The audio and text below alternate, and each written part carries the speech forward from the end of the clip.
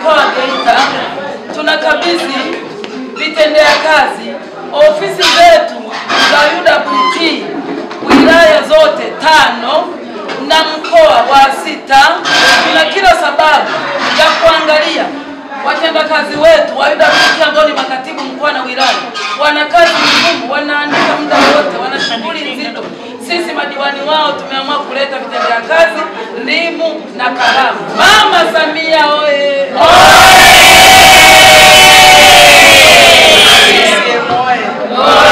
Kwa niaba ya makatibu wenzangu, CCM oye!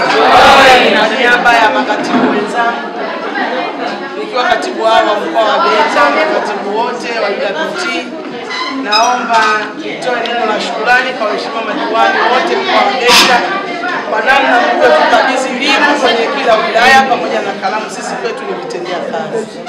Tunawashukuru sana kwa moyo wenu wa dhati, kwa kujitoa kwenu. Tunatambua mchango wenu mlikuwa mkubwa, mara kwa mara mlikuwa mkituchangia madiwani wetu pamoja na madiwani wa kata wanawake.